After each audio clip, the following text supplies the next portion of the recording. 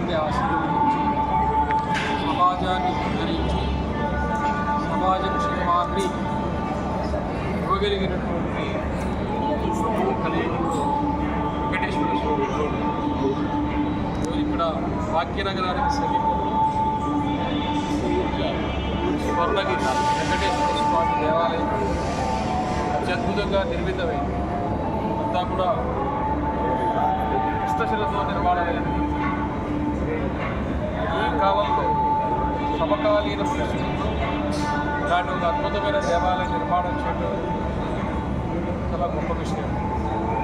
మానేపల్లి రామారావు గారు వారి కుమారుడు బృహత్తరమైన కార్యాలు దేవాలయ నిర్మాణం అనేది జన్మజన్మల సంస్కారము చేత జన్మజన్మల పుణ్య సంచయము చేత లభించేటువంటి ఒక వరం. అందులో అద్భుతమైనటువంటి వెంకటేశ్వర స్వామి వారు పన్నుల నిండా తనివి తీర వెంకటేశ్వర స్వామి వారిని ఎంత సేవించుకోవాలనుకుంటారో, ఎంత దర్శించుకోవాలనుకుంటారో అంతగా తనివి తీరా దర్శించుకోగలిగిన పద్ధతిలో భక్తులందరికీ కూడా అందుబాటులో ఉండే విధంగా చక్కని ఆలోచనతోటి దేవాలయం నిర్మాణం చేశారు.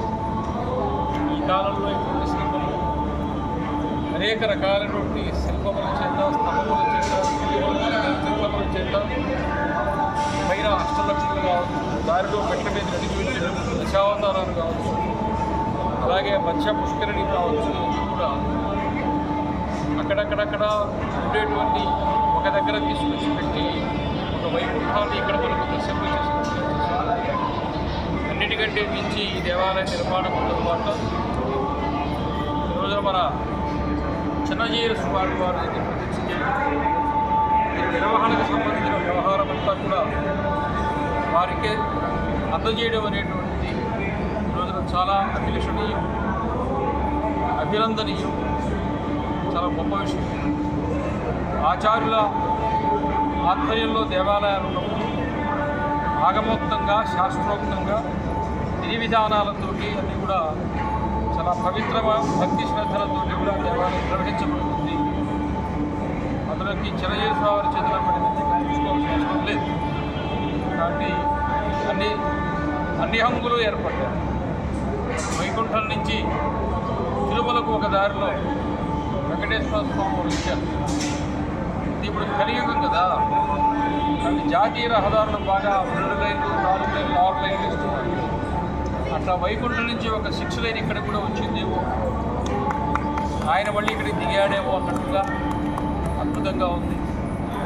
మరి ఇటు ఆంధ్రప్రదేశ్లో కావచ్చు, తెలంగాణలో కావచ్చు, భారతదేశంలో ఎక్కడైనా కావచ్చు, వెంకటేశ్వర స్వామి దేవాలయం చిన్న గ్రామంలో ఉన్న, పెద్ద నగరాల్లో ఉన్న నిర్వహణ కావచ్చు, అక్కడ వైభవం కావచ్చు, అక్కడ భక్తులు కావచ్చు, జరిగే కార్యక్రమాలు కావచ్చు, నిరాఘాటంగా నిరంతరాయంగా జరిగేటువంటి వెంకటేశ్వర స్వామి దేవాలయం ఎక్కడ కార్యక్రమాల లోటు ఉన్న దేవాలయం నేను చూడాలి. అంత అద్భుతంగా జరుగుతాయి. రోజు ఒక 20-30 వేల మంది వస్తూ ఉన్నారు. పండగలు, పర్వాల్లో, సెలవుల్లో 70-80 వేల మంది వస్తున్నారంటే తెలంగాణ రాష్ట్రంలో ఉండే వాళ్ళందరికీ వాళ్ళ ఇంటి పక్కనే వెంకటేశ్వర స్వామి ఉన్నంతగా, వాళ్ళ వాకిట్లోనే వెంకటేశ్వర స్వామి ఉన్నంతగా దగ్గరగా వచ్చింది. చాలా అద్భుతమైన దేవాలయం, చాలా బాగుంది. వెంకటేశ్వర స్వామి వారి చలనించు అందరి మీద ప్రసరిస్తుంది. ఇది దినదిన ప్రవర్ధమాన్ని జరుగుతుంది. ఈ దేవాలయం నిర్మాణం చేసిన వంశీకులు, దానితో పాటు ఇందులో ఎవరెవరైతే ధర్మకర్తలుగా ఉన్నారో వాళ్ళు, అర్చక పరిచారకులు, ఇక్కడ ఉండేవాళ్ళు ఎవరెవరైతే దేవుడికి సేవ చేసుకుంటున్నారో వాళ్ళ వంశాలన్నీ కూడా భగవంతుని చేత, వెంకటేశ్వర స్వామి వారి చేత ఆశీర్వదించబడి వాళ్ళందరూ కూడా పునీతమవుతారు.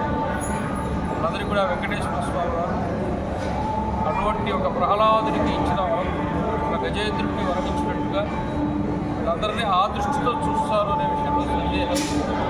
నమో వెంకటేశ్వర.